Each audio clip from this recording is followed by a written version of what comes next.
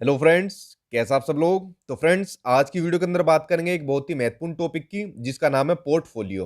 देखिए, आज आपका टॉपिक नंबर 22 है। इससे पहले मैं आपके टॉपिक 21 करा चुका हूं अपने यूट्यूब चैनल पर, और जितने भी टॉपिक करा रहा हूं वो सभी वो करा रहा हूं जो आपके पेपर में कंफर्म पूछे जाएंगे। शायद ही कोई ऐसा टॉपिक होगा जिससे आपका क्वेश्चन ना आए, वरना हर टॉपिक से एटलीस्ट एक नंबर का क्वेश्चन, एक से दो तीन नंबर के क्वेश्चन आपके एग्जाम में जरूर पूछे जाते हैं। और जो आज की वीडियो के अंदर ये टॉपिक लिया है मैंने, पोर्टफोलियो, तो ये आपके सीटेट के एग्जाम में जो आपकी मोस्टली लैंग्वेज होती है, मान लीजिए कोई बच्चा हिंदी लेता है, इंग्लिश लेता है, संस्कृत लेता है, सबसे ज्यादा वहां देखने को जरूर मिलता है। एक नंबर तो कंफर्म होता है, एक से दो नंबर तक का कई बार आपके एग्जाम में पूछा गया है। तो 31 जनवरी को जो आपका सीटेट का एग्जाम होने वाला है, तो मेरे अकॉर्डिंग ये वाला क्वेश्चन भी कंफर्म आपके एग्जाम में पूछा जाएगा, पोर्टफोलियो से संबंधित। ठीक है, और साथ ही चैनल को सब्सक्राइब कर लेना, क्योंकि आज आपका टॉपिक 22 है। मुझे आपका एटलीस्ट मान के चलिए 50 ऐसे टॉपिक कराने हैं जो आपके एग्जाम में पूछे ही जाने हैं। तो चैनल सब्सक्राइब कर लेना आप लोग। इससे पहले 21 टॉपिक को आप लोग वीडियो के डिस्क्रिप्शन में या फिर चैनल की प्लेलिस्ट में जाके देख सकते हो, वहां पर मैंने आपको डाला हुआ है। बेसिकली इन महत्वपूर्ण टॉपिक के माध्यम से मैं आपका सीटेट और टेट का सिलेबस भी कंप्लीट कराता जा रहा हूं, बहुत ही इजी लैंग्वेज में। तो चलिए बात करते हैं पोर्टफोलियो की। वीडियो को एक ही बार आपको देखना है, उसके बाद ये कंसेप्ट आपके माइंड में हमेशा के लिए फिट हो जाएगा, दोबारा देखने की जरूरत नहीं पड़ेगी। देखिए, पोर्टफोलियो के बारे में बात करते हैं। पहले आपको सामने स्क्रीन पर दिख रही होगी फाइल, बस बेसिकली इतना ही हमको पता होना चाहिए। अब पढ़ते हैं इसके बारे में क्या दिया हुआ है। पोर्टफोलियो एक प्रकार की फाइल होती है जिसमें किसी बच्चे के एक निश्चित अवधि में करे गए कामों का संग्रह यानी कलेक्शन होता है। मान लीजिए क्लास फर्स्ट के अंदर कोई बच्चा है। अब क्लास फर्स्ट के अंदर बच्चे ने पूरे साल में जो भी उसने कुछ काम करे होंगे, उसने चाहे प्रोग्रेस करी होगी, जो भी उसने उपलब्धि हासिल की होगी, उसकी जो कमियां रही होगी, उन सभी का क्या होता है, कामों का संग्रह यानी कलेक्शन होता है इस पोर्टफोलियो के अंदर। पहला पॉइंट। उसके अलावा इसमें बच्चे की उपलब्धियों, प्रगति और कमियों को भी रखा जाता है किसके अंदर, पोर्टफोलियो के अंदर। आगे बढ़ते हैं पोर्टफोलियो के बारे में और चीजें। और जो चीजें लिखी हुई है ना, ये हिसाब के एग्जाम में क्वेश्चन बनते हैं, इसलिए बहुत ही महत्वपूर्ण चीज लिखी हुई है जो आपको दिख रही है। पोर्टफोलियो से बच्चे की महत्वपूर्ण जानकारियां मिलती है, जैसे बच्चे की व्यक्तिगत जानकारी कि बच्चे का क्या नाम है, ठीक है, उसका मानसिक स्तर कितना है, शरीर से संबंधित जानकारियों को ऐड कर देते हैं।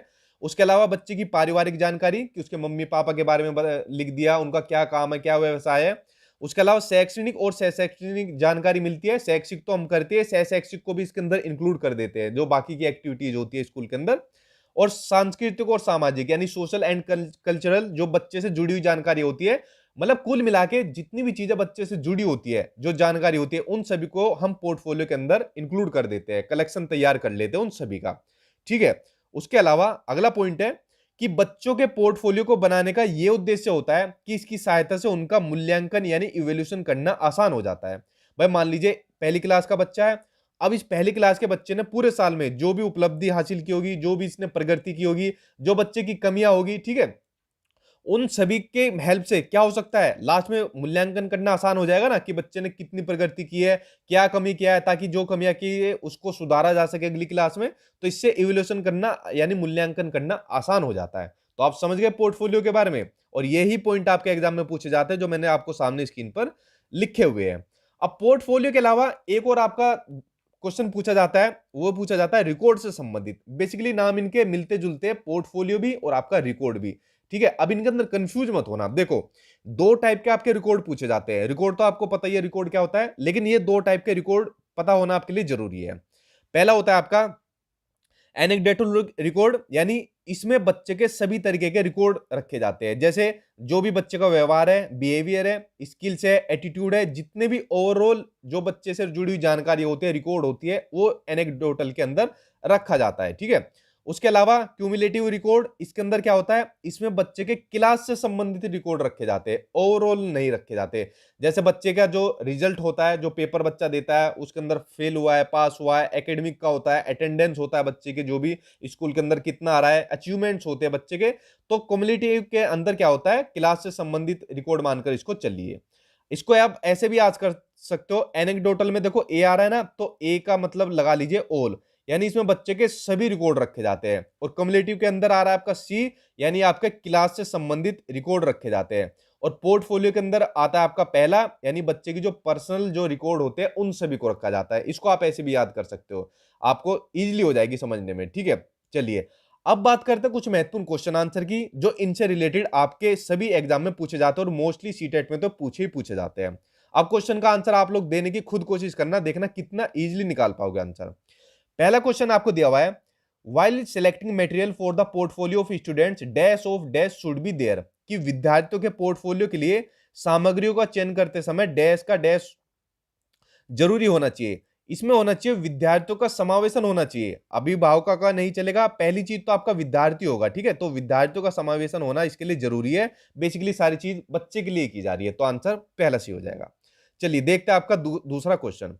दूसरा क्वेश्चन आपका देखिए भाषा से आ गया, चाहे आपकी भाषा कोई भी हो, हिंदी हो, संस्कृत हो, कुछ भी हो, कि भाषा का पोर्टफोलियो हो सकता है। कैसा हो सकता है? तो देखो जो भाषा का पोर्टफोलियो हो सकता है कि प्रपत्रों का संगठित और क्रमबद्ध संग्रह। प्रपत्र मींस जो फॉर्म होते हैं उनको संगठित और क्रमबद्ध संग्रह होना चाहिए। जैसे कि भाई मान लीजिए बच्चे ने एक महीने में तो इतनी प्रोग्रेस रिपोर्ट करी है, अगले महीने में बच्चे की रिपोर्ट प्रोग्रेस बढ़ गई, उससे अगले में और ज्यादा बढ़ गई, उसके बाद कम बढ़ गई, तो कंटिन्यूअसली हो रही है ना, यानी क्रमबद्ध तरीके से हो रही है, और संगठित तो होता ही होता है इसके अंदर। तो आंसर हो जाएगा आपका 4 सही हो जाएगा।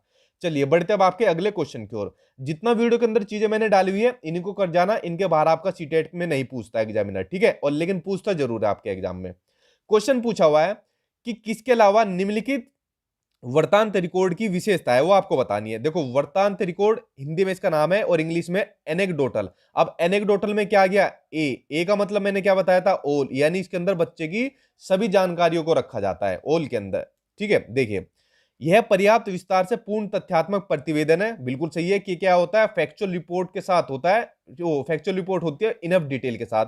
तो पहला पॉइंट तो आपका सही है। उसके अलावा दूसरा, यह व्यवहार का व्यक्तिनिष्ठ साक्ष्य है और इसलिए यह शैक्षणिक सत्र के लिए प्रतिपुष्टि यानी फीडबैक उपलब्ध नहीं कराता। बिल्कुल गलत है, फीडबैक उपलब्ध कराता है आपका, ठीक है, लेकिन इसमें पूछा किसके अलावा, तो इसी के अलावा। आंसर ये आपका सही हो जाएगा क्योंकि ये गलत है। बाकी 2 पॉइंट देख लो।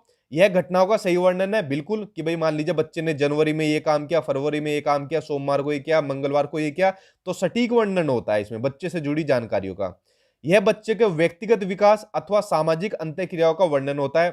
ऊपर मैंने आपको बता ही दिया था, बच्चे की व्यक्तिगत जो जानकारी होती है, ठीक है, समाज संस्कृति से संबंधित जो जानकारी होती है वो इसके अंदर इंक्लूड की जाती है। तो ये भी आपका पॉइंट सही है, यानी ये तीनों पॉइंट आपके सही है, ये आपका गलत है, लेकिन आंसर नेगेटिव पूछा तो यही सही हो जाएगा।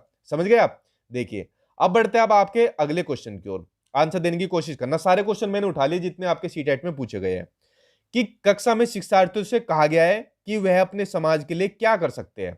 इसे दर्शाने के लिए एक नोटबुक में अपने कार्य की विधि शिल्प कृत्यों को संयोजित करें। यह किस प्रकार की गतिविधि है? ठीक है, बच्चों को एक एक्टिविटी दे दी, या बच्चों को हम दूसरी एक्टिविटी दे देते हैं कि बच्चों को कोई पोस्टर बनाने के लिए दे देते हैं, या फिर बच्चों को कुछ ड्राइंग करने के लिए दे देते हैं क्लास के अंदर, ठीक है। ये इस तरीके की जब एक्टिविटी दे देते हैं तो बच्चा मान लीजिए ड्राइंग बना लेगा, या समाज के लिए हम क्या कर सकते हैं इसके ऊपर अपनी शिल्प कृत्यों को लिख देगा, जो भी करेगा, तो उसको फिर हम क्या करेंगे, उसको लेंगे, उसके अंदर अपने नंबर वंबर लिख देंगे जो भी करना होगा, और जो पोर्टफोलियो हमने बच्चे का बनाया होगा इसके अंदर इसको इंक्लूड कर देंगे। तो बेसिकली यहाँ पर क्या हो रहा है, किस प्रकार की गतिविधि है, यह आपका पोर्टफोलियो आकलन, ठीक है, यहाँ पर आपका आकलन किया जा रहा है यानी बच्चे का। चलिए अब बढ़ते हैं अब आपके अगले क्वेश्चन की ओर। अगला क्वेश्चन आपको दिया हुआ है, the best way to assess a child at primary level to use, कि प्राथमिक स्तर पर बच्चों को आकलन करने का सर्वश्रेष्ठ तरीका कौन सा है। देखते हैं, आंसर लगा दोगे पोर्टफोलियो सबसे बढ़िया तरीका है आपका प्राथमिक स्तर पर। अगला क्वेश्चन देखते हैं। अगला क्वेश्चन आपको दिया हुआ है, formation of concept is a process, कि जो प्रत्यय होते हैं उनका बनते रहना क्या होता है। देखिए ये बेसिकली आपका जो रिकॉर्ड है उससे संबंधित भी है और ना भी है, दोनों तरीके से ही बनना है आपका। आंसर इसमें आपका संचय यानी क्युमुलेटिव सीख। अब देखिए इसके अंदर क्या होता है, संचय का मतलब क्या होता है, यानी इकट्ठा करना। बेसिकली हम रिकॉर्ड के अंदर भी तो यही काम करते हैं, चीजों को इकट्ठा करते हैं। अब मान लीजिए कंसेप्ट बन रहे हैं, एक बच्चे के माइंड के अंदर कंसेप्ट बनते हैं कि बच्चे ने पहले डॉग देख लिया, क्या डॉग के 4 टांगे होती है, एक पूंछ होती है और मूछें होती है और भोभो करता है। कुछ दिनों के बाद बच्चे ने कैट देख ली, बिल्ली देख ली, क्या इसकी भी 4 टांगे, एक पूंछ है, मूछ है, लेकिन ये तो म्याऊं म्याऊं कर रही है। कुछ दिनों के बाद बच्चे को टाइगर दिखा दिया, सेम चीज टाइगर ने करी। तो बच्चे के माइंड के अंदर क्या बन रहे हैं, प्रत्यय बन रहे हैं, कंसेप्ट बन रहे हैं। तो ये जितने भी कंसेप्ट बनते हैं उनको क्या किया जाता है, जो प्रोसेस होता है उनको संचय किया जाता है, यानी उनको इकट्ठा किया जाता है। तो समझ गए आप इसका आंसर। तो देखिए फ्रेंड्स, आज की वीडियो के अंदर मैंने आपको पोर्टफोलियो बता दिया, डिटेल में चीजें बता दी, क्वेश्चन आंसर भी आपको करा दिया, आपका ये वाला टॉपिक खत्म। उसके अलावा अगला टॉपिक आपको जल्दी मिलेगा, टॉपिक नंबर 23। टोटल मुझे आपके लगभग 50 ऐसे टॉपिक कराने हैं जो आपके पेपर में पूछे जाते हैं। तो चैनल को सब्सक्राइब कर लेना ताकि अगला टॉपिक भी और आने वाले टॉपिक आपको जल्दी मिल जाए। आई होप आपको वीडियो पसंद आई होगी। Thank you.